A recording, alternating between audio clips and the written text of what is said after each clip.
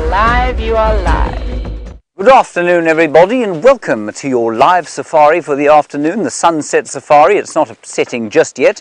It will eventually set over the western horizon over there. That of course is the northwestern horizon, because we're now in the midst of winter.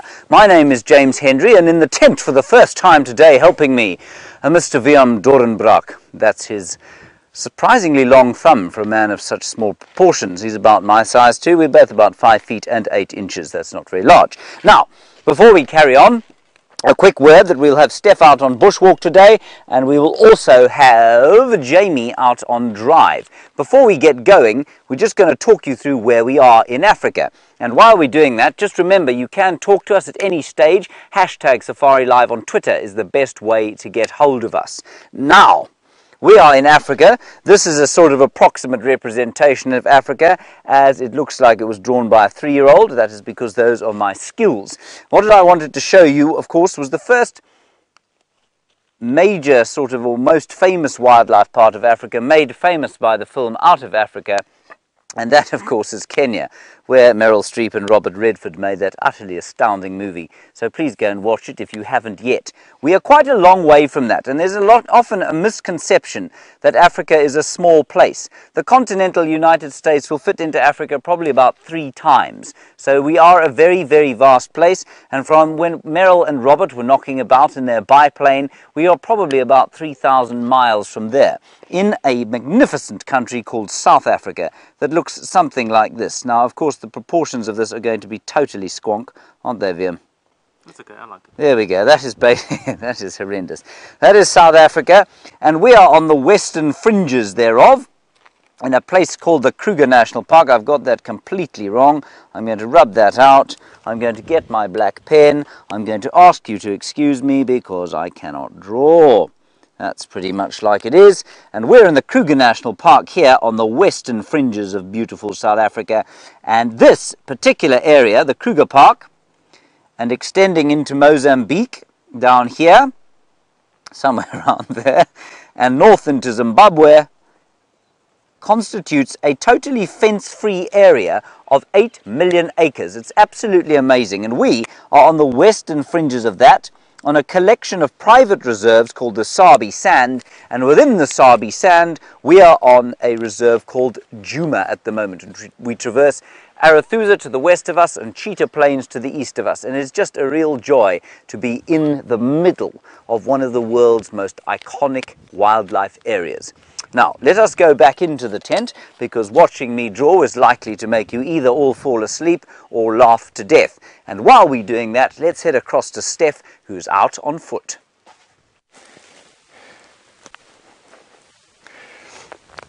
Well, good afternoon. You are welcome to the afternoon bushwalk segment of today's safari. Anyway, I'm Steph, and on the camera behind you is Dave. And as you can see, we've come into this very, very, very thick area around the back of Galago Camp. Now, as some of you might know, Galago Camp is in the Sabi Sand Game Reserve, which is in the Kruger National Game Reserve, which is in South Africa. And all the way out onto the eastern side of South Africa, probably about 100 miles or so from the Indian Ocean. So, although it's not as cold as in some parts of South Africa, being in the southern hemisphere today we are nice and balmy and warm. Now you might be asking, what have I got this stick for right here? I'm actually feeling a bit left out. Both James and Brent have got these swagger sticks, and I thought that I'd collect myself one today. So what I've done is I've picked myself a nice combretum branch, and basically what I'm trying to do is I'm going to whittle away at the bark until I'm comfortable with the feel and the shape of it. And so you'll see me doing that for the rest of the show probably.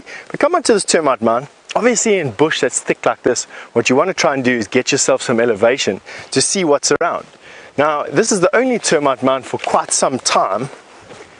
And in actual fact, I think it's the only termite mound that's in this area. I think the next big termite mound that's here is probably in this direction, in that thick bush, by easily, I don't know, about 400 or 500 yards. So actually, this is one of those places that we want to come and stand on and see what we can see. So let me see what is up here.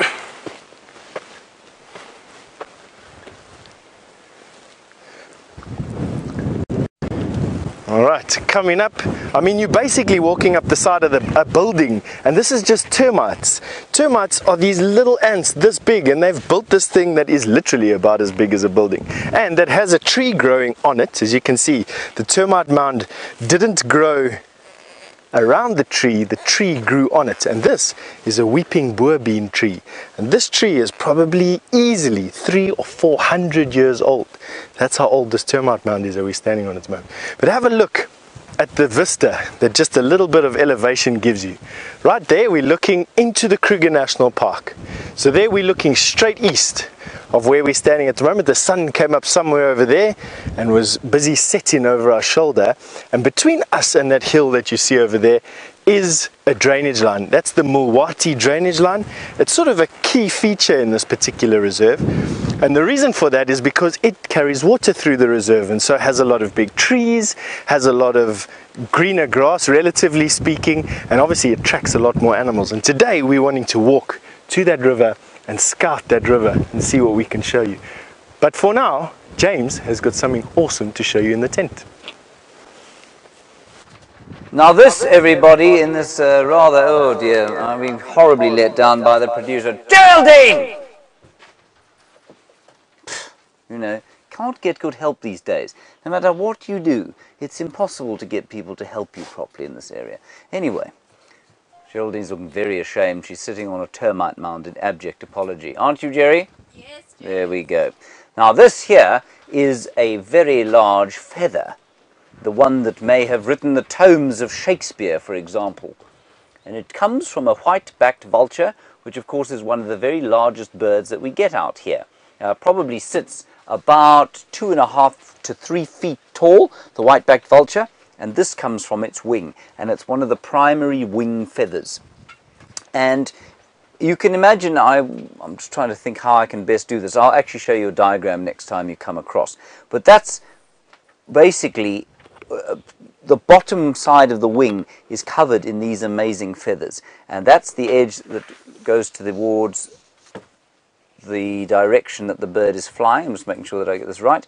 And this sort of longer edge in the opposite direction. Now what I want to do is put this under the microscope, and I want to show you how the barbs, barbules and the barbicels stick together.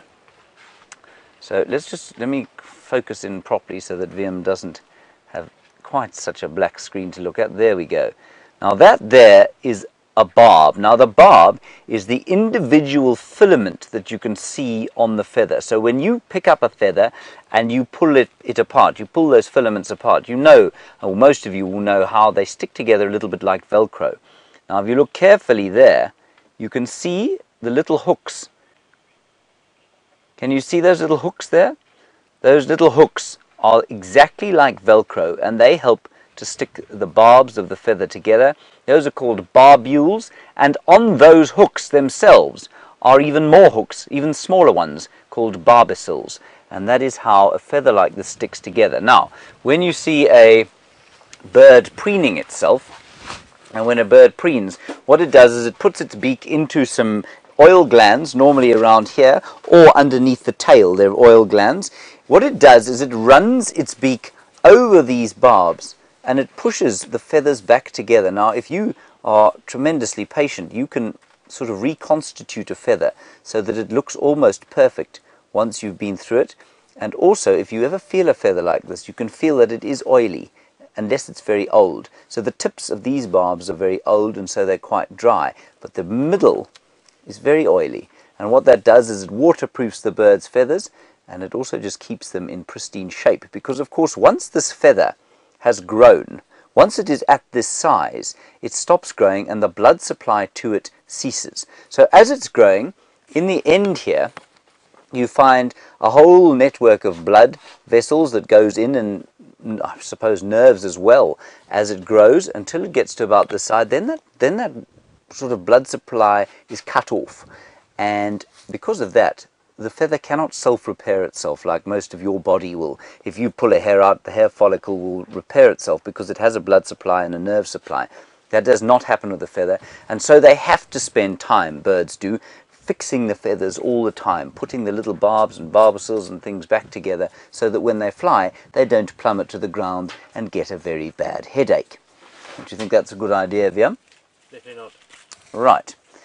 We will find some other interesting things to show you, and while we're doing that, let's head back across to Steph, who seems to be slicing something on the bushwalk. Alright, as I said, I'm going to be busy with this swagger stick for most of this afternoon's bushwalk. But for those of you who are just joining us, my name's Steph, and you're on the afternoon bushwalk here at Safari Live. And what we've got over here, which is quite interesting, is a collection of caterpillars. I'm not quite sure what the collective noun is for them, but have a look at this. There are at least 3, 1, 2, 3, around this particular stick. And they are busy eating this particular plant. You can have a look here as well. On the end of this branch are some more. Now one would imagine that something that looks as angry as this, or as, let's say, alien as this, is trying to tell us something. And I want you to ask yourself the question, what is a worm covered in all of these hairs trying to tell us? I think, for me, at least anyway, a worm that has covered in hairs like this is trying to tell me, please don't eat me or touch me or do anything like that. And that is exactly what these caterpillars are sending, the message that they're sending. Those hairs that they've got all over their body there are very irritant. They will stab into your skin, and there they will lodge, and quite often there's a little venom sac attached to the base of these worms, or a base of their hairs. And what will happen is that you will swell up. I know as a kid I was quite often attacked by these climbing in the trees and bushes where I used to live. Since I can remember, I've been sticking my face into the bushes like I'm doing at the moment, and I distinctly remember an angry little worm like this making me swell up all over the place. What they're going to turn into, I'm not actually sure. I'm actually going to pitch that question straight at James and see if James, with all that plethora of information at his fingertips, could actually find out for you and show you what the moth or what the butterfly is going to look at that is what this will turn into eventually. Obviously, when these have eaten enough vegetable matter and built up enough reserves, they will pupate and use all of that energy to become a moth or a butterfly, flying around using those bright colors and those flappy movements to find a mate. They will mate with one another, lay eggs, and the caterpillars will come again. So that's the cycle that these have got with one another. Don't you find it fantastic? These little poodles. Now sometimes they react to carbon dioxide. These ones don't do it too badly. They get moving a little bit, but not so much. I can actually see here that it looks like one of them has been fed on. I don't quite know what has taken it, but it looks like a little bit of this caterpillar has been left behind on the end of that stick over there. Don't really know what it is. What bush? They're busy eating a milkberry bush.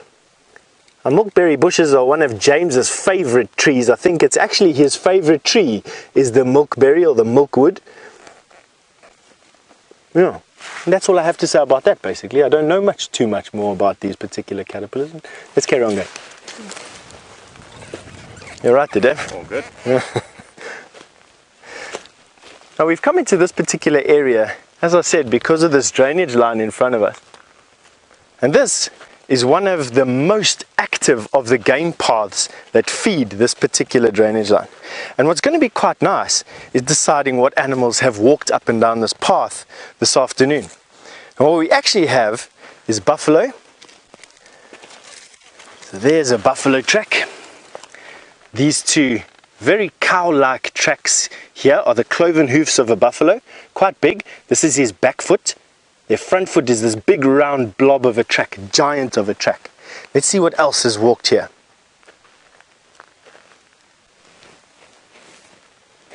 We have an impala. That's an impala track. You can see it's very sharp with that ridge that goes through the middle. Very sharp with a ridge that goes through the middle. And then we have a nyala track. Let me show you a nyala track right here. Now nyala walk or register, come with me this side, this is a much better track. Nyala walk when they walk foot on foot. So their front foot will go down and their back foot will step exactly into where their front foot was. So their front foot lifts up and their back foot steps right there. It's called registering. And the reason why they do that is so that they break fewer twigs and make less noise. And how I know it's a nyala is you take a little bit of a stick like I've done now and you measure the track. And always with a nyala, the middle of the track will be the widest part of the track. The shallowest part, or one of the, it'll taper to the end, and you can see there that the back of the track is not as wide as the middle of the track, and that tells me that it's a nyala. These types of antelope, bushbuck, nyala, and kudu all share that similar trait. They're just obviously different sizes. A kudu would be bigger, and a bushbuck would be smaller. Alright, now that tracking 101, I'm sure James has got something else to tell you in that tent of his. He's full of surprises.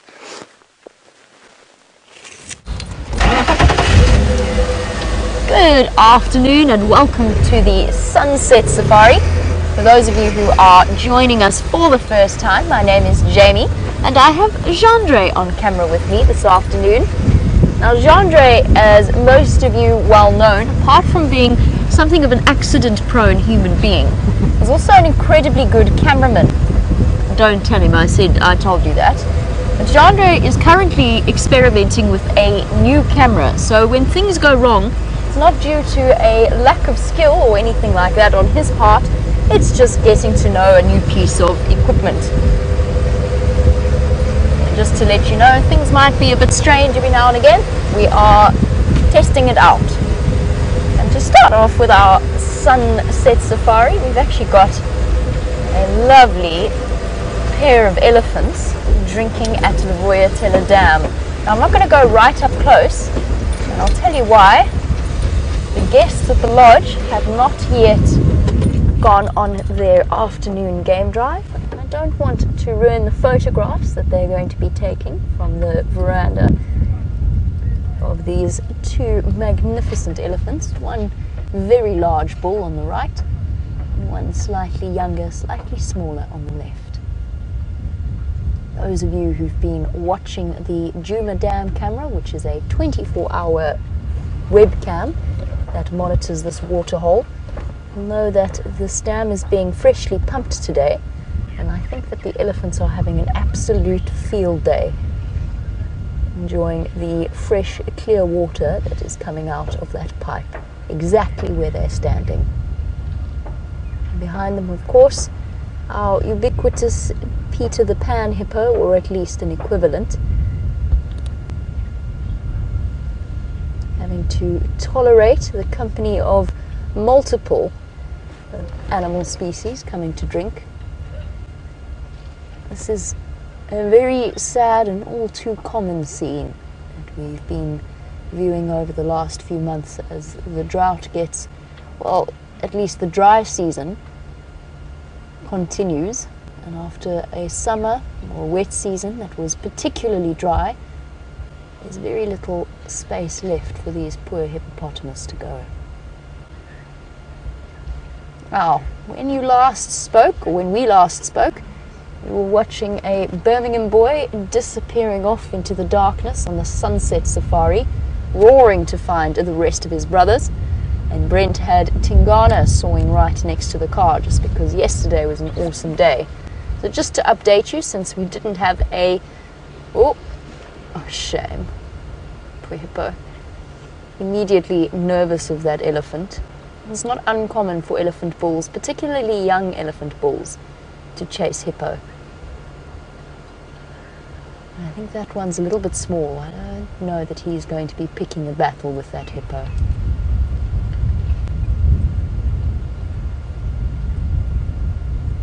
You can really see an age difference there clearly. And that's probably, if I had to guess, kind of difficult to do, but if I had to guess, I'd say there's about maybe 8 or so years between these two elephants in terms of the difference in their size, possibly more.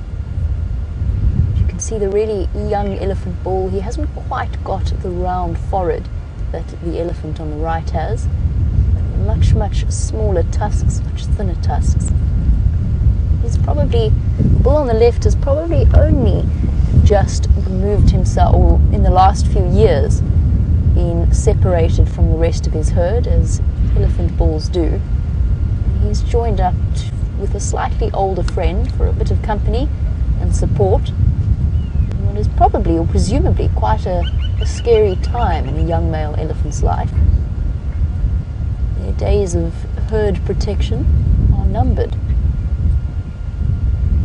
You see the little bit of a stain running down the side of the elephant's face, the elephant on the right, between his eye and his ear. Now that is a temporal gland that all elephants have, and that secrete liquid down the sides of their face.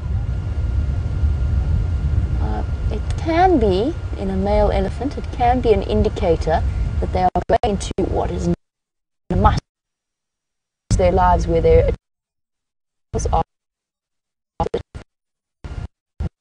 is to secrete from glands, and at the height of their must cycle they dribble urine as well.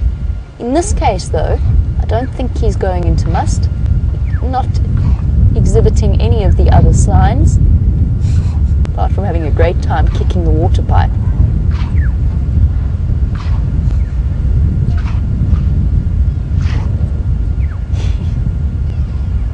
Bringing up the pipe there. I think there's a chance he's actually going to try and pull that pipe up out of the ground, or just get to it with the end of his trunk so he can suck the fresh water directly from it.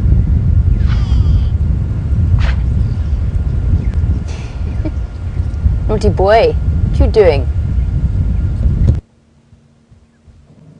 If we look up a little at his tusks, you'll see the notch, a very clear notch on the left-hand side. Or not, or he'll just turn his head away. Fair enough. I was about to say, you can see that he is left tusk. Chandra, would you like to cough? Chandra's slowly going, Pierce, trying to hold it back. You could just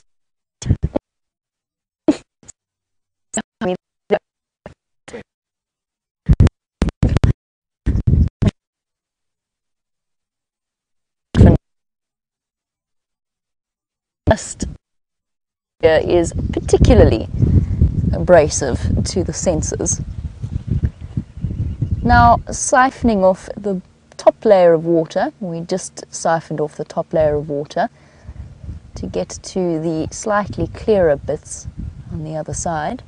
He's tired of his game.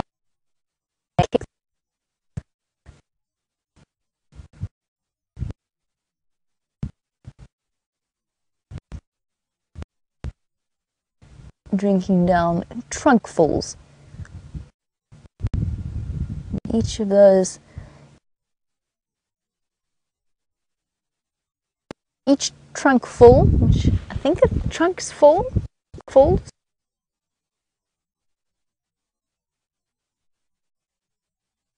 system, very heavy on water consumption. We know that an elephant's digestive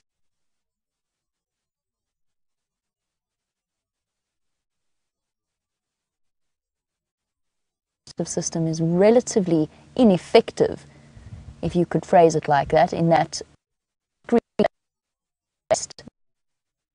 that they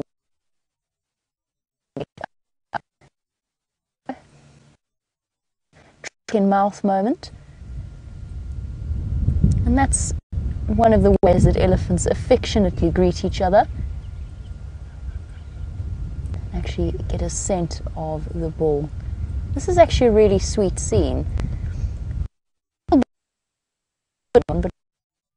we've seen it look like when serious down. This is a very gentle nudging out of the way.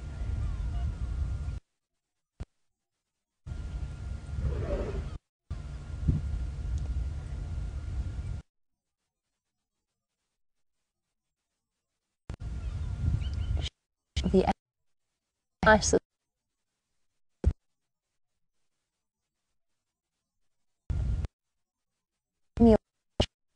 Try right. He wants. Here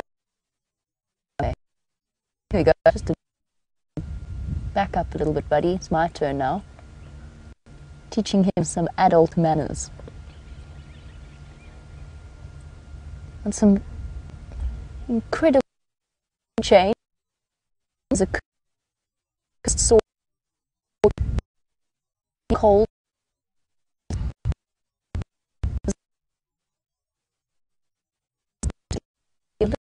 At the same time they drink. We're going to leave these Ellie balls for now and start heading back to a special surprise for your afternoon. While we do that, let's hop just a few meters away up to James in the tent on quarantine clearings. Hello again, everybody. Not a special surprise just yet, but there's going to be a special surprise. You will notice upon my desk a special controller. This is not for some fighter jet, although I feel like Tom Cruise, the circa 1986 Top Gun. We won't be shooting at anything though. We'll be driving a rover very sedately and slowly across quarantine clearings and hopefully interacting with the wildlife here from a slightly different angle. But more on that in a little while. Now that moth I think that Steph was looking at, I think is probably something called a hairy eaglet, but that might be incorrect. That's the closest I can get to. We know that there are hundreds and hundreds of species of moths and butterflies. I'm pretty sure that was a moth. And I have a sort of more extensive butterfly book which naturally doesn't have any moths in it. Anyway, that's what I think it was. And the adult looks like that, which is basically like a piece of stick. Not so, Vian, wouldn't you say a piece of stick? Or a leaf? Or a St. Bernard. Or St. Bernard, yes. A bit smaller? Not smaller. Like the size of a St. Bernard's toe, for example. Right, so that's what that was. Then the other thing I wanted to show you here was this little piece of stone. Now, I am willing to bet that many of you have walked in the wilderness and over, on top of, and around pieces of stone like this, which to the untrained eye look like, well, pieces of stone, don't they? It's actually some kind of primitive human tool. Now, it could have been a human being, a Homo sapiens, or it could have been something like Homo habilis, which is a more prehistoric human being, a knuckle dragger, if you like. Oh dear, we'll have to sort that out just now. I'll get Jerry to do it. Geraldine, everything's fallen over here. She'll come and sort that out for us just now. She might need a little bit of cajoling. Anyway, this hand axe, of course, a lot of wind in the tent today. Not a hand axe, a hand tool, would have probably been used to as an arrowhead, probably at some stage, and it may also have just been cut off a much larger tool that a primitive human being would have used. Now, what do you think you would have used something like this for? For me, I think it would have been used probably to cut off the, on fine roots and fine sticks, it probably would have been used to cut off the bark. It probably would have been used to kind of macerate, something like a primitive piece of sugar cane, if you like, to squeeze out the liquid and probably get at some of the pulp inside. So I think that's what something like this would have been used as. I don't think it's quite sharp enough to have been an arrowhead, but it possibly was used for that too. And what's interesting is that around this area, we had all sorts of different kinds of hominids. And a hominid, of course, is a primitive human being belonging to our own genus, that's Homo. And Homo habilis, one of the first tool-making hominids around here, and all of them, remember, what distinguishes us and our very close and now extinct ancestors from all the great apes is our bipedalism. We walk on two legs, and we're one of the only few that walk on, well, the only species that are able to walk consistently on two legs. Now, Ermi, you ask a very nice question. BMP, we're going to come down over here. I'm going to retrieve my head torch, and we are going to, well, in fact, you can wait there, I'll bring it to you. Ermi, you want to know about the gecko in the buffalo skull. Well, here's the skull, and we can have a look and see if the buffalo, or not the buffalo is still here. This buffalo hasn't moved of its own accord for some time now, but we can have a look and see if the gecko is still inside. So VMP, we're going to have to use the screen here. This is VM's first time in the tent, by the way. Are you enjoying your tent experience so far? It's okay. Then we get to see the leopards. Okay, yes, quite. Okay. Now, I can, in fact, see the gecko's eggs, but I can't see the gecko. So let me just focus in there. There on the bottom, on the left-hand side of your screen, you can see the eggs that have been covered by a piece of leaf. I think that, unfortunately, was during a fall that this buffalo skull had, rather than because the mother has taken the time to cover her eggs in a special little piece of leaf. But there are the eggs, and we're hoping they're going to hatch. Now, what differentiates those, of course, from something like a bird egg is that they are very soft. They've got soft, sort of leathery outside, and they will eventually hatch, hopefully, I think, only in the summer. Now, I'm going to sort of zoom out slowly and give you a sort of 3D view. Okay, so there's a leaf in there, and there is the web, I suspect, of a daddy long-legged spider. And if we keep, I did actually find a daddy long-legs, long dead. There we go, there she is. Look, there she is. She's not dead, you know. I think she's alive. Isn't that cool? Look at her colours, shining copper and brown and gold. Those beautiful markings she has on her perfect legs. And I know those aren't the sort of tones that you would normally describe a spider in, but she is just stunning, isn't she? And I'm always reminded at times like this, when I'm looking at such a spider, I'm reminded of that wonderful book called Charlotte's Web.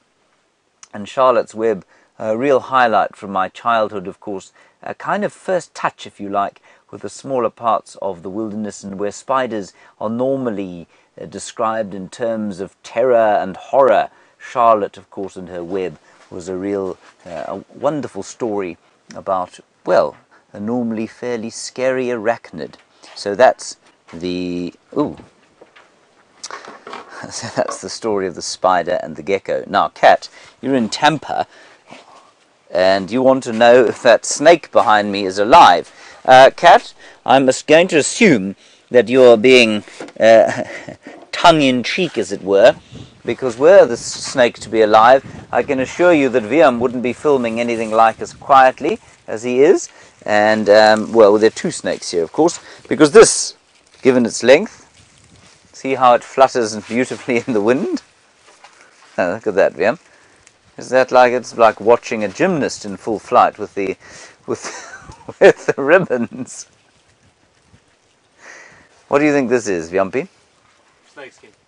Yes, it is a snakeskin. Well done. That's a good start. Anybody, do you want to guess what this is? I will tell you after a little while. What I think you should look at, though, is the length. It is a really impressive length snake, and I'll tell you what I think it is in a little while, but let's leave it there for now and have a look at this chap, or lady.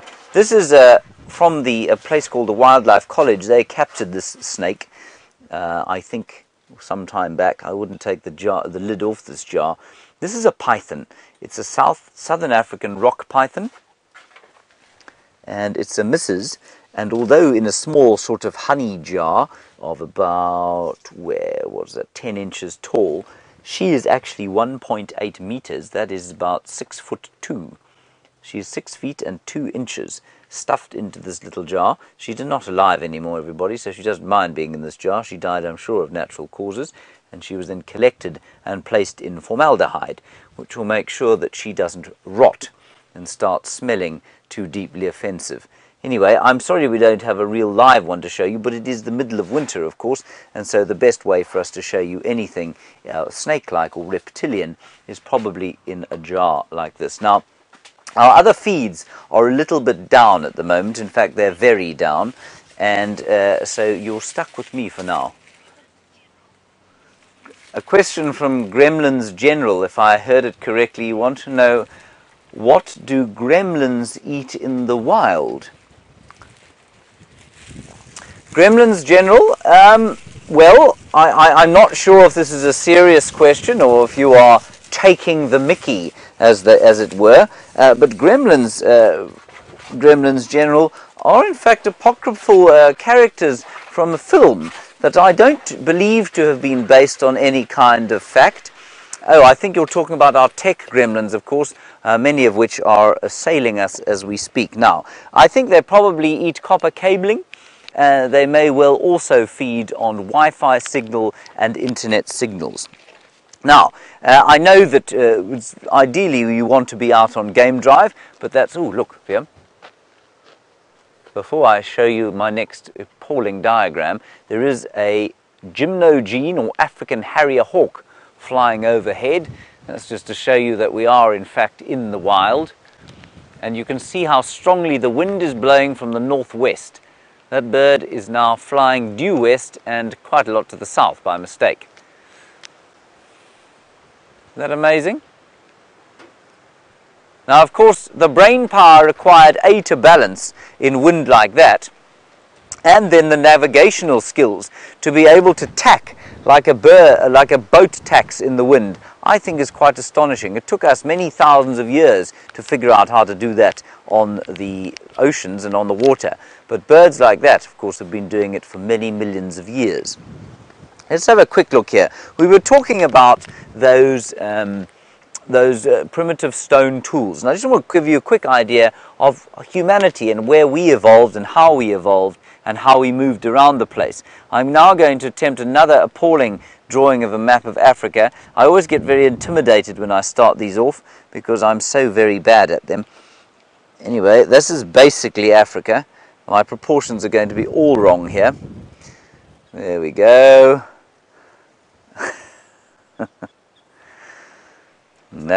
It does look like a tooth, doesn't it? If there's one thing that it doesn't look like, it's Africa. Something like that. No. Horn of Africa. There we go. Yes. Exactly like Africa, isn't it, VM? Yes, there we go. Anyway, we're in South Africa, somewhere around here. That's us, basically. There's Cape Town, which you've all heard of, I'm sure, before. Okay, and here is the Nile Delta with the Nile. Oh, of course, we've got different colors, so the river should be blue, of course.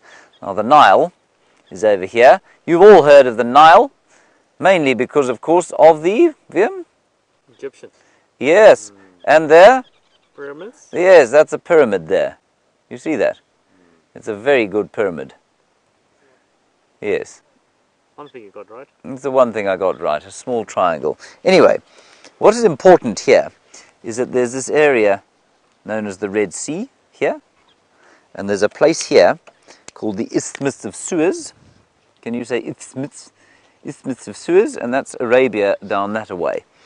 And basically, what happened was, Brent was describing this a little bit today, humanity walked out of a cave just here in the Cape Province, in our current form, just slightly under 200,000 years ago over here. That's where you and Wiem and I and just about everybody, in fact every single other person in the world, that is where we trace our common ancestry to. Now, then we walked up this way, and eventually we populated the whole of Africa. And then, about 80,000 years, sometime during the last ice, one of the last ice, it wasn't the last ice age, during a major ice age. This, well, I mean, obviously this is such a disgusting drawing that it's almost nonsensical. But there's the Red Sea, and much like the legends of Moses go, so this sea actually had a land bridge that came across here into Arabia. And from there, people populated the rest of the world. And the last place to be colonized, of course, was the south of South America about 11,000 years ago. Of course, when they left here, they came up into Europe, this away, and eventually they found, over around there in Europe, they found Neanderthals.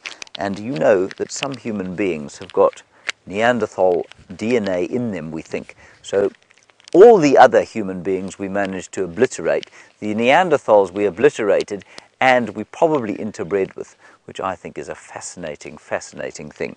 So that's a bit about our history. I think you are still with us, so let's go and have a look at something else in here. Now, Joey, Paul and Charlie, you reckon that this is a black mamba skin. that is precisely what it is. And the only reason we know that, because, I mean, how you could confirm it completely would be to have the head. And of course, when the snake skin, or when the snake walked out of its skin, you would have had the complete head, and on top of the head there would have been a whole heap of different scales that made it identifiable. But we don't have any of those now, you see, and so we have to infer from the size of it.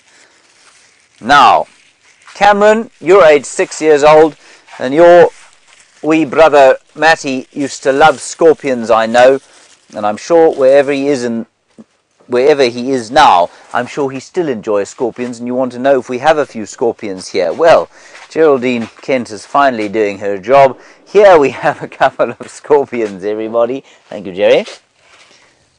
So, Cameron, there you are. Now, these were two. I know that your brother loved Scott very much, and Scott is now in Kenya. And he liked both these two scorpions. He managed to find both of them quite often. And one of them is called a burrowing scorpion. That's the one over here. That's called a pistithalmus. And while he looks very big and scary, he's actually pretty harmless. So he'll give you a bit of a nip like a bee sting. It won't hurt very much. And then this chap's also pretty harmless, and he's a bark scorpion as far as I remember, Opiscicanthus validus. Try and say that, Cameron. It's quite a nice word to say. Opiscicanthus validus. That's what this chap is. And you can see there that he also has a thin tail that is unable to do much damage, but he may well be able to give you a little bit of a nip with those front pincers. But if you're skillful like Scott was, or he continues to be, you can put him in your hand, and you can actually make a scorpion like that go fast asleep. Isn't that amazing? Thank you for that, Cameron. Right, Jamie's back out, and let's go and find out what she's discovered.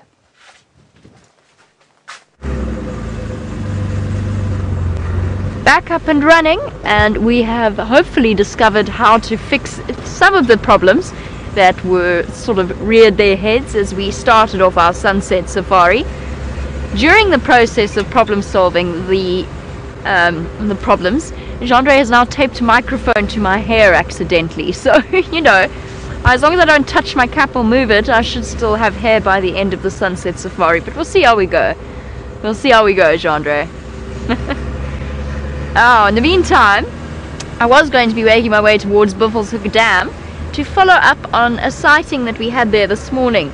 However, it sounds as though those animals, those lions, let's just give it away for now because they have moved off. Sounds as though they've moved into the drainage line system somewhere around there, but we're going to go and check really, really carefully.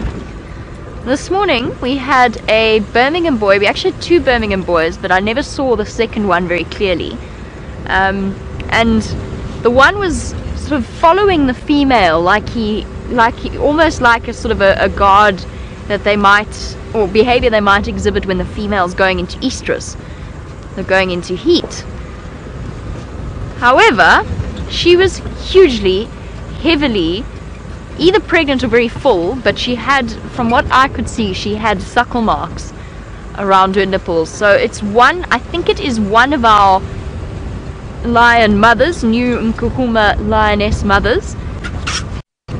And I think that the hormones from her pregnancy and from her birth were causing him a slight or a minor degree of confusion.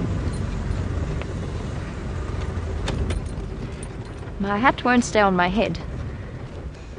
We'll stop and have a look at these zebra.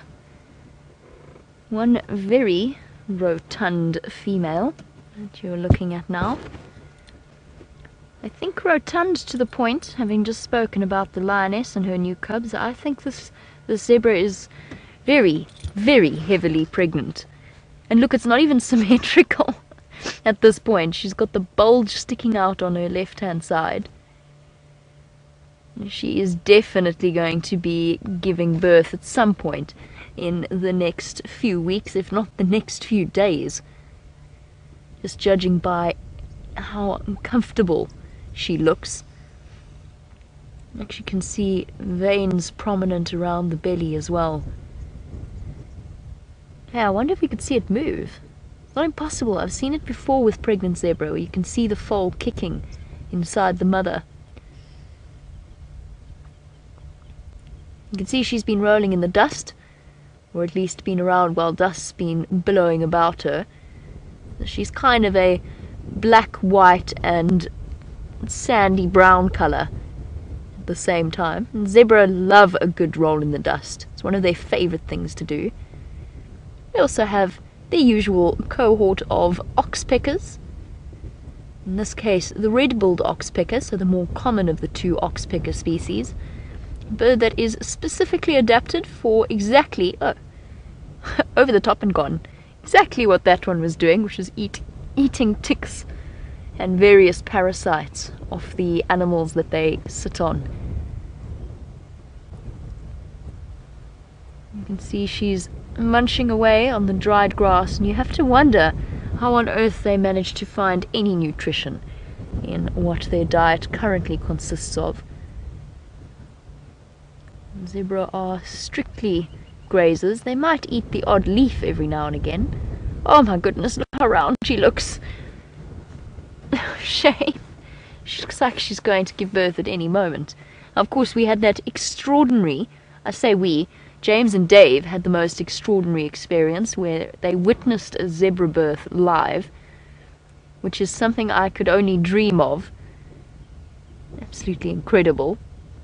But you never know, we might be due another one, because this female certainly doesn't look like she's going to be wanting to cover any large distances anytime soon. A nice little example here of the red-billed oxpecker family. The two adults, they're bright red bills, and I'm not sure if you noticed, there's also a juvenile. I was saying shame, I mean, I'm sure she's absolutely fine. She just looks so uncomfortable. She looks like a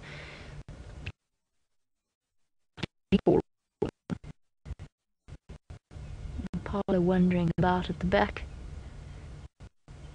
And actually, since she's presented us with this view, a nice way of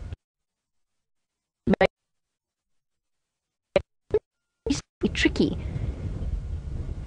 Okay, let's imagine it would be reasonably tricky if she wasn't so pregnant that her belly is almost touching her knees. But you can, if you look underneath the tail as she swishes it about to swat away,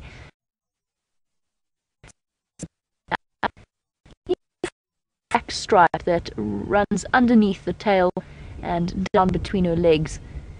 That is what tells us it's a female. In the males, there's much thinner. Cat in Tampa, you are absolutely right. This poor female truly does have her work cut out for her. So Cat in Tampa was wondering, isn't it a bit dangerous for a female to give birth to a foal at this time of year? Since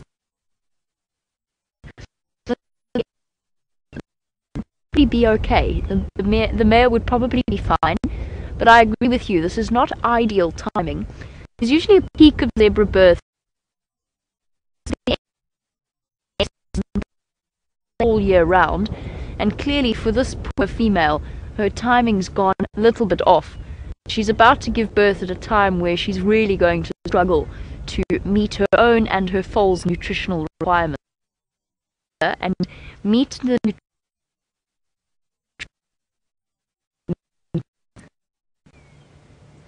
just in case you wanted a good comparison, is that this mare is his mare, part of his harem, possibly his first and only mare.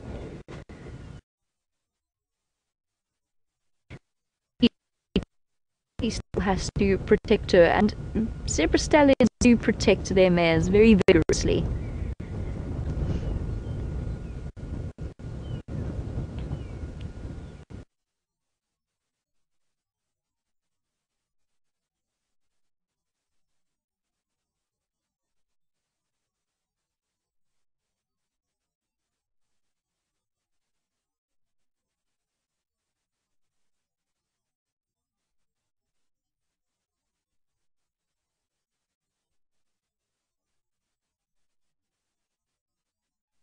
And keeping an eye on what's going on behind, the zebra across to the termite mound on the. Keep your eyes peeled. A lot of them are now starting to. There we go. There's one running away and one foraging in front of it. Starting to head home for the evening, since it is quite chilly again.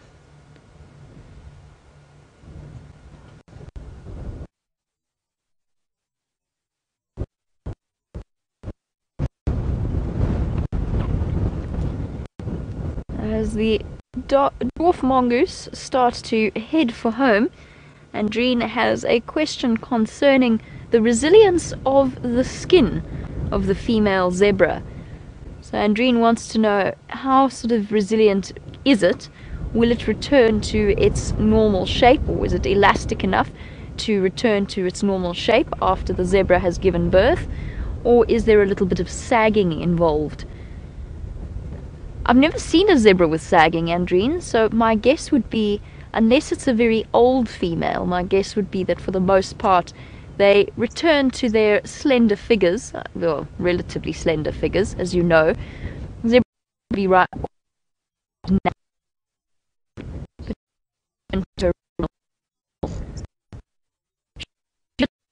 Some of the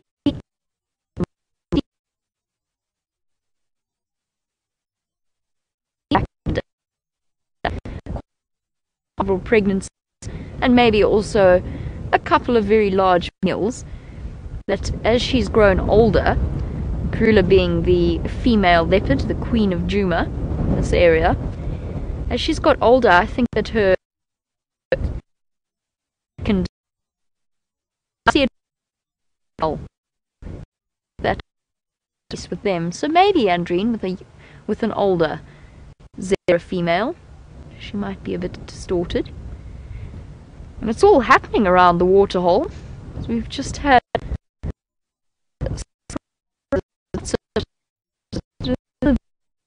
on drink stopped for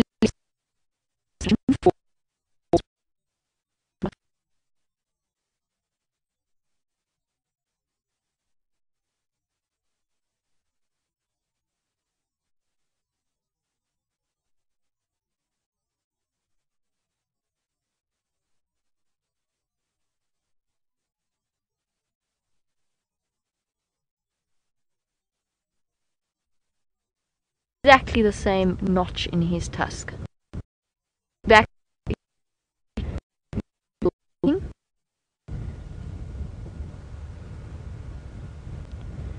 reason elephants chase smaller animals is a little actual reason to do it. Because they do have blind spots right underneath their trunk and in front of their face. And I think the sort of the rapid movement unnerves them. But I also think they just quite like, every now and again, since they are bigger than absolutely everything else out here, I think they quite enjoy the odd chase. Particularly the males. I think it makes them feel very important and very large and very manly. Or at least in elephant terms. He's gone back for another drink.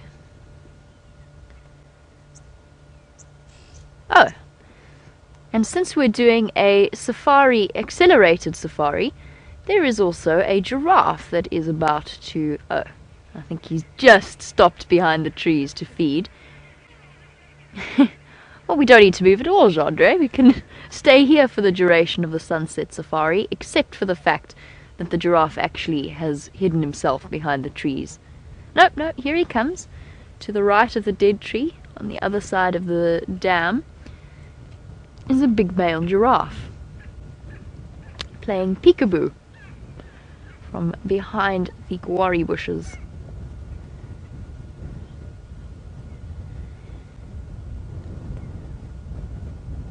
And as we continue on our crash course safari, apparently our stream has been playing up a little bit. As you know, all kinds of amazing things that are involved in bringing you a live safari from the center of the African bushveld. What that means is that we are aware of the problem and that our tech team is working on it to get it up and sorted as quickly as possible. So thank you to all of you who let us know about that particular problem. Here he comes. I think he might also be thinking about coming for a drink. There's not really any other reason for him to come across in this direction.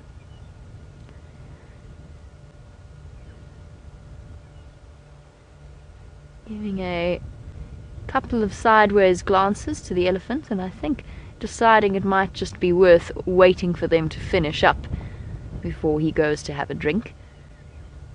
Our giraffe is another animal like the zebra and the buffalo that we see regularly on these drives that has, or does have, always have oxpeckers fluttering about it. And Sandy, you were wondering why we seem to have such a huge population of ticks.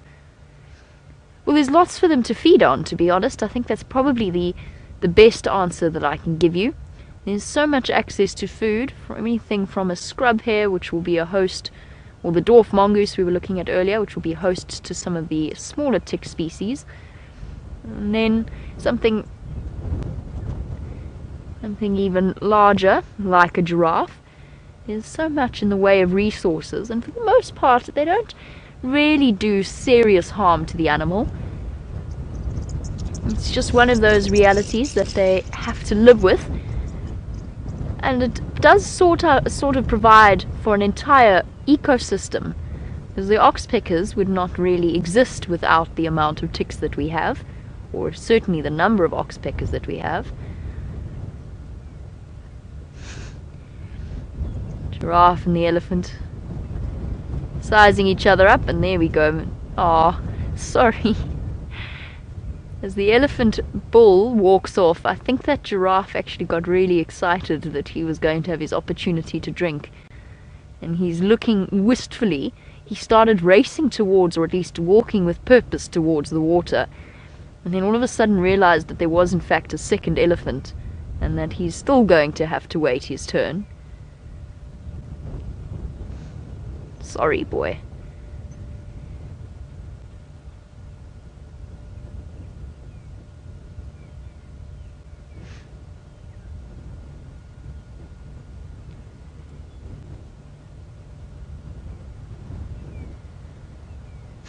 Making sure that the elephant is far away. Well, I think it's time for us to make good on our promise to go and search for those lions, and while we do, James has something incredibly exciting for you up his sleeve. Well, the incredible thing that I have for you is my echoing voice, and of course not only those skulls. Now, behold, I am now going to drive the rover forward. There is the creator of the rover himself sitting there, and now I'm going forward again. There's Connor, there's Peter Braat in his car, and I'm now going to attempt to drive this thing into here. Goodbye. Yes, hello Graham. I'm going to turn it. There we go. No, too far. I'm not very good at this yet, am I? Here we go. It's coming towards us, everybody. Alright, Viam is about to emerge. Here it is. There's Viam, everyone. You can see him there. And I shall now drive it towards him.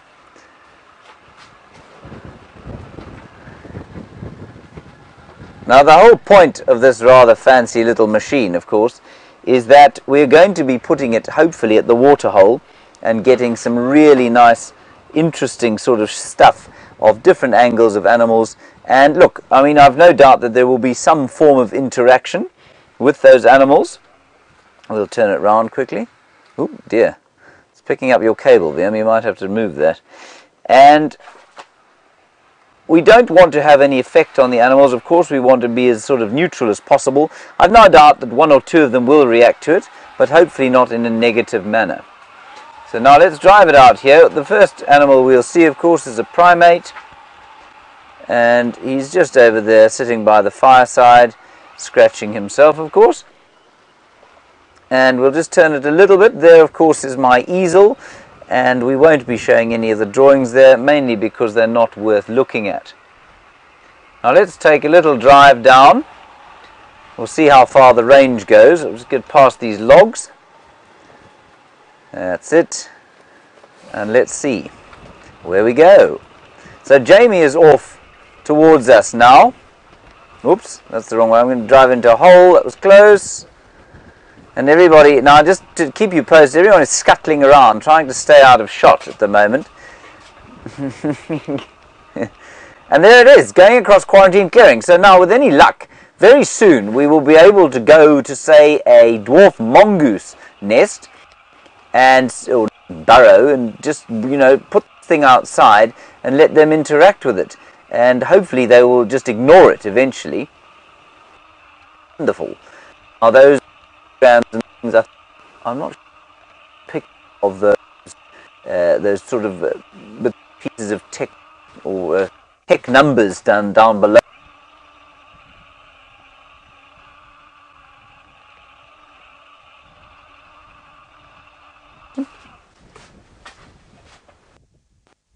No audio. No audio. Alright, I think we ran out of range there. Now, there we are. You can see how far away we've come.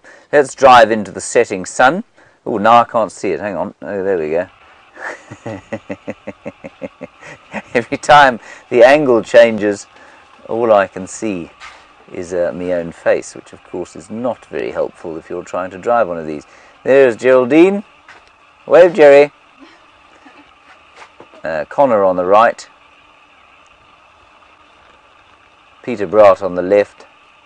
And these are the technical people who put this thing together. Now I've got to tell you, putting this thing together was not easy at all. It was a very difficult process, and I think it's just marvellous. I can't wait to put this down where there are going to be some animals. I think we're going to have some incredible things. And Deborah, you say it's a very cute robot. It is quite a cute robot, isn't it? Brent is convinced that we should put a giant fiberglass tortoise shell over the top of it. I'm not sure that... Oh dear, we've frozen. Hang on. Frozen screen. Yeah, frozen screen.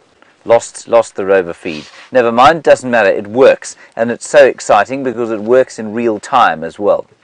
So, I think what we'll probably try and do, probably almost immediately, is take it down and see if we can't go to the waterhole where there is a giraffe as we speak. There it is. It is not looking at the rover. It is now head high, of course, with the waterhole camera, with all of its oxpeckers. Oh, and the zoomy is doing a spectacular job of zooming out. Oh, not... There we go. Right, and back to us. So, that's the story of the rover. I'll just drive a little bit forward so we have it in shot there. Oh, there we got our feedback. Wonderful. Now, one thing I did want to show you, because we don't often see this in the wild, of course, is the fact that we have many different chelonid species, many, meaning 4, and these are the 3, or these are 3 of the chelonid species that we get. Now, chelonid is a shelled reptile, of course, and these are 3 different ones. And I know that you hear us mention them very often, but you don't often see the difference between them sitting next to each other.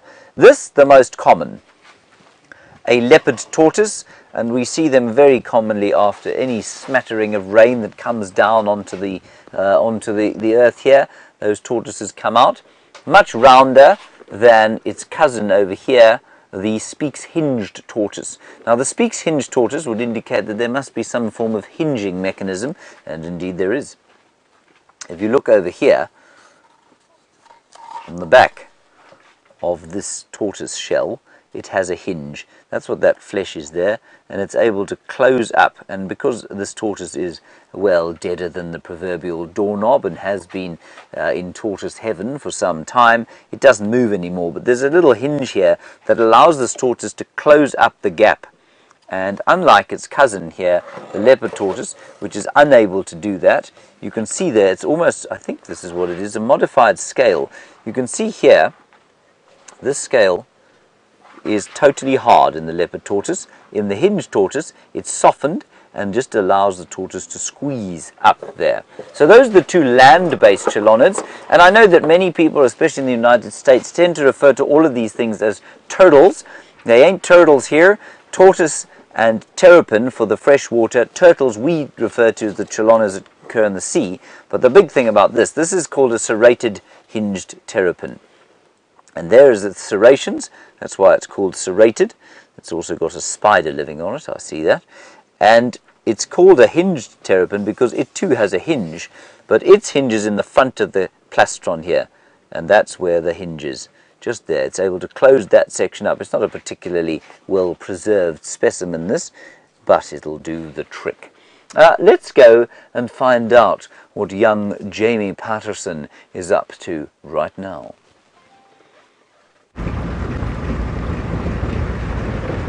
Young Jamie Patterson is on her way to see if we can't figure out exactly where those lions went. Apparently they moved a bit further to the west from where we last saw them. And it's time for us to start unraveling the mystery of what's going on with these lionesses, and whether or not one of them is in fact denning on Djuma itself, or if she has moved towards Buffelshoek. I'm so confused now in terms of which lionesses. I know Amber Eyes is not pregnant, or if she is, it's very early stages, and I know that the now young adult female is definitely not pregnant because Brent saw her trying to mate with one of the males a couple of days ago. There's one confirmed that has a den site in Torchwood, which is the property to the east of us, and the other has been moving around this area pretty much for the last 10 or so days. I'm going to try and figure out exactly if it was the lioness that I saw this morning, the one with the 2 dots on her nose, or if she is the mother that is denning in Torchwood. So it all gets very confusing, and don't worry if you can't understand what I'm saying, if I'm speaking gibberish. It will all become clear over the next few weeks, I imagine, as we start to learn more about the lion dynamics. Now, before I venture too far up Hyena Road, which is always a bit of a tricky one to drive, I think perhaps... let's go this way, and then I'll check Nyala Road North after that. It just looks as though that, from judging by the fresh tyre tracks, somebody has already driven through here to check this road.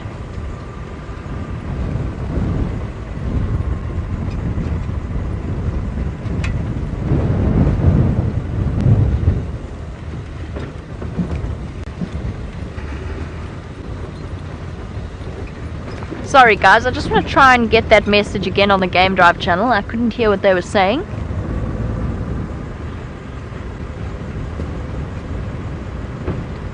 I'll wait for a good opportunity for when the conversation finishes.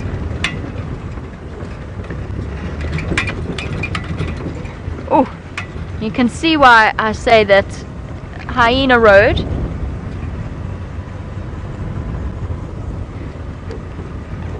can see why this road is known as probably one of the least enjoyable to drive. Let me just show you the hole that is in the road in front of us. It's sort of part of a seep line.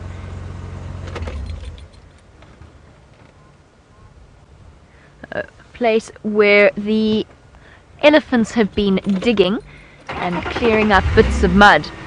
And a very warm welcome to Saltnade, who was wondering if this is a pre-recorded show or an exclusive once-off live broadcast. Just checking that John Dre is still at the back of the vehicle.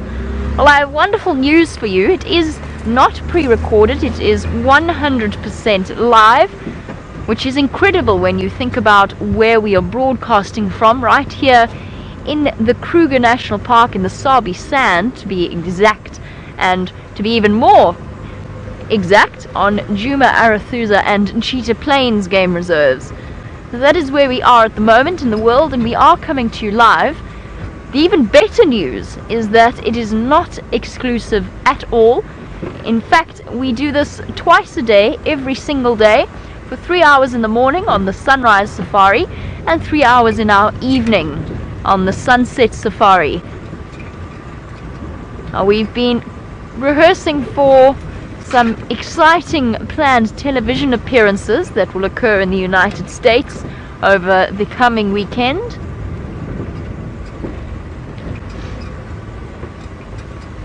But yes, absolutely, it is 100% live. And what that means in terms of the implication is that unlike other documentaries that are not necessarily not reflective of the truth, but are edited and sort of the story is told for you, for us out here, we can't edit anything, we certainly cannot script anything, and it's up to the animals to decide where the stories go and what happens.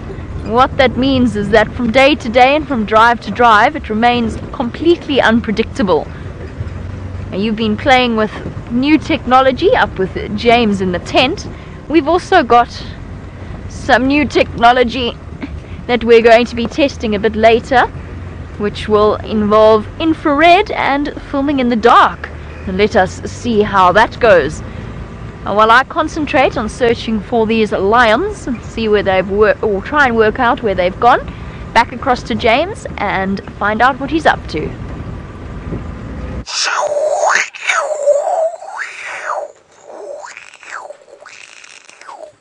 Of course, the rover doesn't really go quite as fast as an F-15, but we're attempting, you know, we can always pretend. It's out there, and we're hoping to drive it on a little voyage of discovery, but we seem to be having a small problem.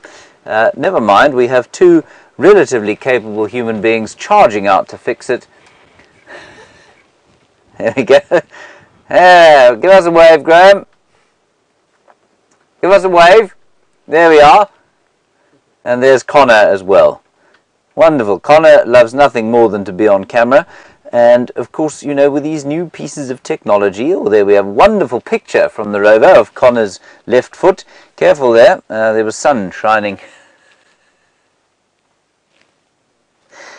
You've all heard the term, some people think that the sun shines out of their bottoms. Well, it would appear that the sun does indeed shine out of Connor's bottom. Well done, Connor. Shall I try? Oh no, we seem to have lost our feed. Yeah, no, we're rebooting it. Rebooting the rover. Okay, let's have a look at something else while the rover is rebooting. Of course, for those of you who don't know, we're in this tent, of course, because we're doing these 2 Father's Day TV specials on Nat.Geo Wild very soon, in the next few days, on Saturday and Sunday. So if you are in the US, the first 2 hours of the afternoon safari on Saturday and Sunday will be broadcast live to Nat.Geo Wild, and of course we will be in the tent and we'll have 2 walks out, no, 1 walk and 2 drives out, which will be fantastic. Now what I wanted to show you here is this thing, which will be familiar to just about everybody all over the world. It is a wasp's nest, and the wasp's nest, these are the, what are they called, the Vespidae wasps, and what they do is that they chew up wood, mix the wood with saliva, make this pulp, and then they make these nests, and they are the only truly social wasps. And they are also the wasps that are known as hornets. And we all know what hornets do, don't we, VM? What do they do? Sting? They puck you, yes, they sting you. And it is very, very painful to be set upon by these wasps. But this is quite a nice example of a paper wasp, or something similar. Now let's just get a quick update. No, we still don't have the robot going. Well, and an interesting question, it's now moving apparently of its own accord, which is astounding. It has developed a mind entirely of its own, which is disturbing as much as it is enthralling. Mia, you say, would the hyenas not steal it? No, the hyenas won't steal it, and I'll tell you why. They may come and investigate it, they may give it a sniff, but their nasal cavities are such that anything they want to eat, they will be able to smell. That will smell like not food, and so they might give it a perfunctory bite, which of course in the case of a hyena would destroy it, but it's highly unlikely that they'd pick it up and then drag it off somewhere else unless it smelt like food, which it almost certainly doesn't. Shall we give it a go? But it's still not getting the video. We still don't have a picture, but it is moving. Viam, can you see it moving? There we go. It's just going past some dung. and we're rather hoping that the picture will come up. Well, there we can see it, because we're on an adventure with the rover. We're hoping to find something that is hidden, and I'll show you what's hidden. If you turn around to your left-hand side, you will be able to see what is hidden. Geraldine? Remember, Geraldine has been very slack today, so I stole a shoe of hers. I stole her shoe, and we've hidden it. Now, the rover is off to try and find Geraldine's shoe. But at the moment, it doesn't look like we're going to be able to find it at all. Yes, Sean, I must confess, I have the Mission Impossible theme song going through my head as well. Dim dim dim dim dim dim dim dim dim dim dim dim dim dim. Of course, it is very much Mission Impossible at the moment. I'm not going to hold. Oh, we're picture up! We're picture up! Here we go! And we're moving. There we go. Oh no, it's going the other way. Let me turn it round somewhat. There we are. Okay, and now which way is forward? There we go. No, I'm still going backwards. That's an absolute disaster. We're never going to find Jerry's shoes at this stage. There we go. It's turning round. You can see it going. Right, now we'll go and find Jerry's shoe. Yes. Now, here we can see a termite mound. VM, do you think that there might be Jerry's shoe behind that termite mound? I don't know. It's now stopped moving. Oh dear. And we've lost picture, and it's not moving. What I think I'm going to do is take this hand axe over here. And what we're going to do with a hand axe is attempt to fix this through the medium of a blunted and very large rock.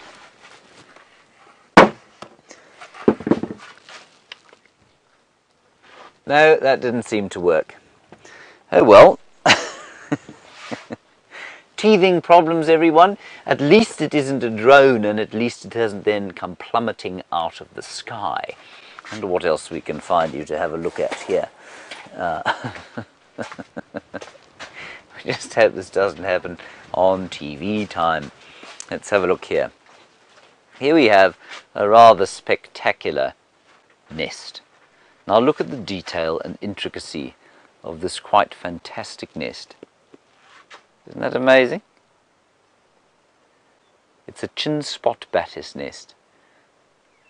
And while vultures and birds like that have to grow up on horribly uncomfortable sort of spiky, thorny branches, the baby batis gets to grow up on a little nest like this, covered in lichens for softness, spider web in the middle for softness as well, and the most intricate form of weaving, which I just think is absolutely incredible. And were I a small bird to be born into a safe nest like this with your mum sitting on top of you for warmth, well, I think it would be a wonderful place to be born. Rather, of course, than on a vulture's nest where your bottom will be spiked by knob thorns until you have sufficient feathers to avoid that. Let's head across to Jamie Patterson. She's driving about hoping to find the lions.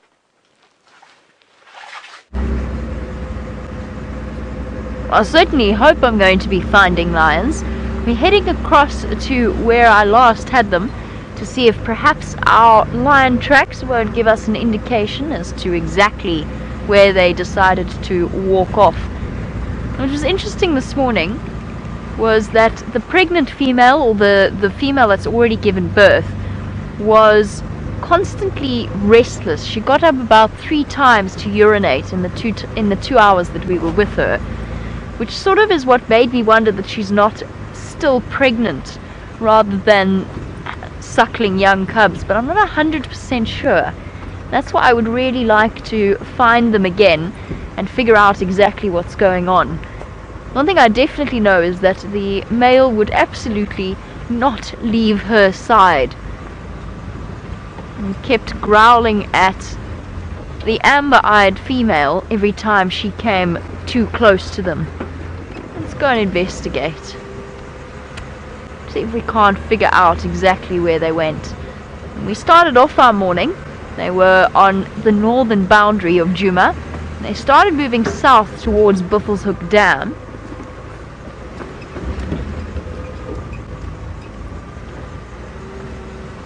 One male disappeared off into this block on my right, and I never saw him again, although I think he was just lying up in the shade somewhere.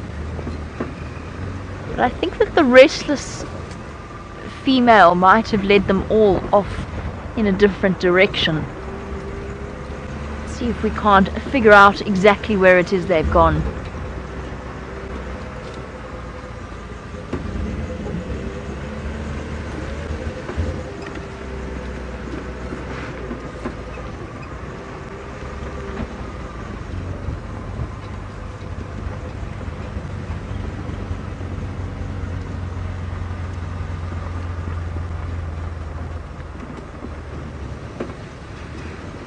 And a very good afternoon to Laura in Pennsylvania. Sorry Laura, I'm not avoiding eye contact with you, I'm just trying to make sure I don't go driving past a lion lying up in the shade somewhere.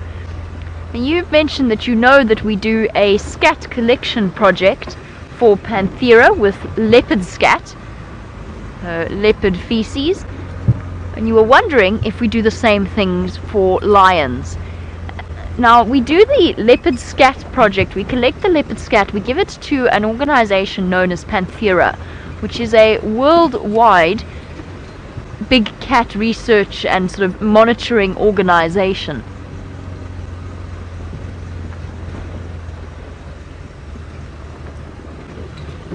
Sorry, Laura, I'm just trying to have a look carefully around here. It seems as though the work for today has been stopped at Buffelshoek Dam, and we can go and have a look at what is happening here while I answer your question.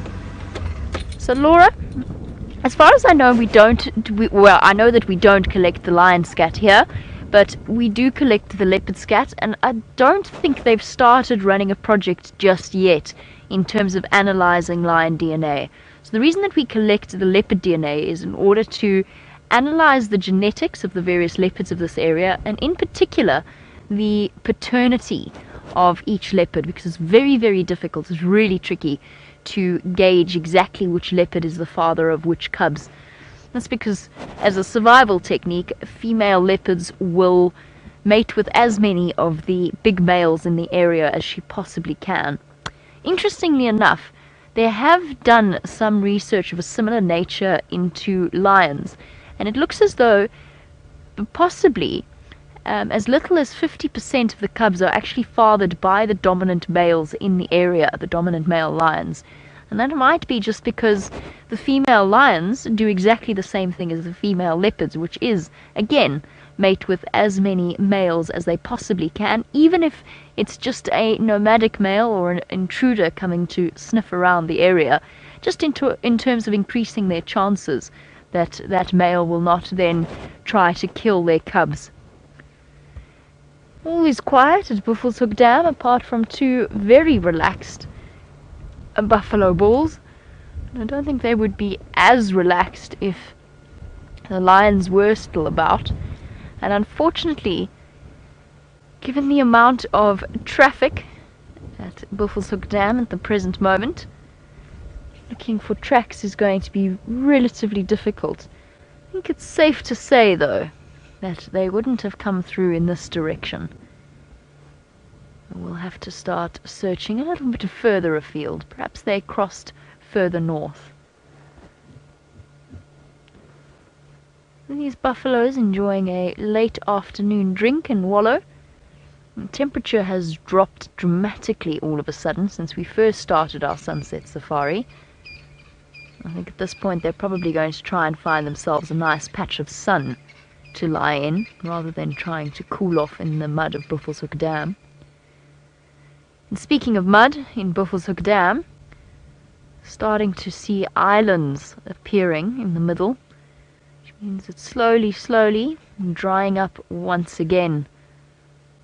A couple of months ago, this dam, this waterhole, was completely dry. Even the mud had started to crack and dry up, and we're making our way towards that. My guess would be that this dam, depending on temperatures, is probably going to be dry by, where are we? We're in the middle of June, maybe by the middle of July, if indeed it makes it that far. There you go. Get an idea of just how shallow the water actually is.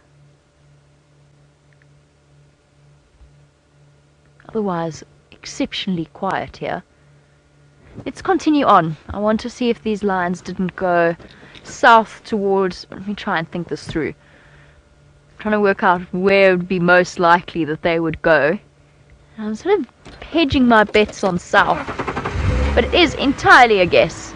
It will take us through a low signal area, so while we do that and continue our search, let's head back to James in the tent and an interesting view of the hippo.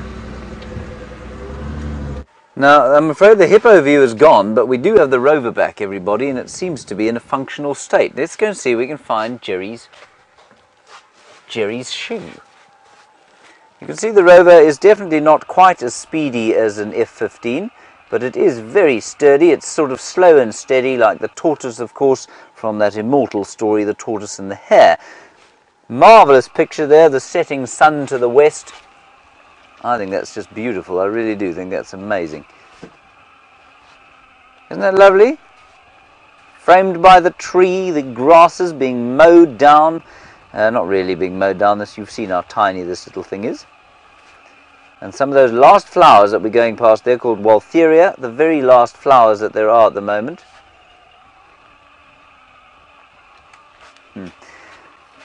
Now, Ruth, Ruth, you say, are we not concerned that a buffalo or elephant might stand on the Ricky the Rover? I think that's quite a nice name for our rover. Thank you for that, Ruth. I'm not sure we shouldn't call it Ruth the Rover, because all of our other technical equipment is known by male names, so I think Ruth the Rover is a really nice idea. So we are slightly concerned of that, and indeed it has happened. We had an elephant kick it by mistake the other day, and yes, it certainly could happen. It's quite a robust design, and so we're hoping that it won't make too much difference. Now, look out, everybody. Look out carefully. Oh, I think I see something. Jerry, I think I see something. Let's go a little bit forward there. Oh, wow. I'll laugh my head off if the thing isn't around here. I did place it there, of course. Ah, look at that. Look at that, everybody. There's Geraldine's boot. Let's run it over. Hang on. Turn him round slightly. Alright, here we go. Let's mow that thing down. Here we go. Watch this.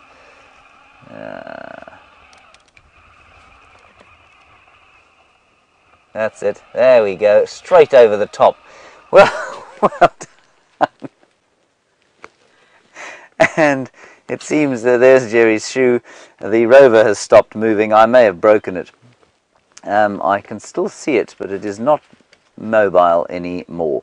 Anyway, that was a fantastic adventure. We went on to run over Geraldine's shoe. The rover is not very heavy. I don't think it damaged the shoe at all. Right, we have a wonderful view now of the waterhole. The Zoomy is doing a fantastic job of showing us the hippopotamus. Let's go and have a look-see. Now you see, as the drought persists, oh dear, there's a bit of wind blowing the camera. You're likely to get seasick looking at that. Anyway, let's hope you don't. That hippo is probably not in a great way, and remember we had a hippo that came into this area a little while back, and we called it Peter, from Pete's Pan, and we didn't think he looked very good at all, and I don't think this one looks particularly healthy. And of course, as we had discussed many times during the sort of height of the summer and the drought that we had then, we discussed how a hippo would be looking for, or having, here it is, Geraldine's removed my crocodile again. Sorry, a second here. We discussed how the habitat for these hippo is suboptimal at the moment, because as the water's drying out, the young bulls, like that one is, I think it's probably a young bull, are really going to struggle to find appropriate habitat, deep water that they can get into. Now, Kenneth, you want to know if we get crocodiles here? Well, in the tent we do. In the tent we have a young baby crocodile that was found some time back, clearly. It is well dead, as you can see. But this is a baby crocodile, probably only maybe about a month old. They grow very slowly, but probably about a month old, this crocodile, when it met its end. And we don't find many of them on Djuma.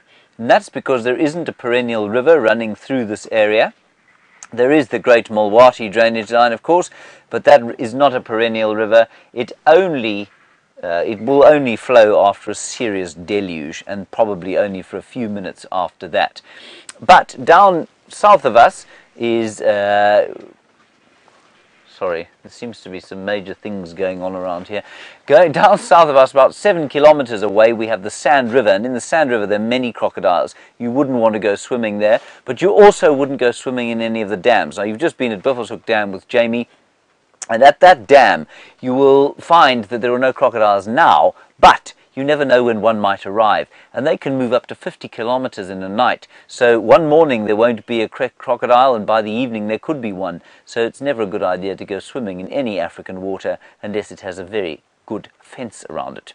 Let's head across to Jamie. She's got some pigs. Forgot to take my foot off the brake, sorry. This rover's got legs. It's cool, yeah. Oh, we're still live. Jamie's got no comms. We're still live, everybody. Sorry about that. Panic.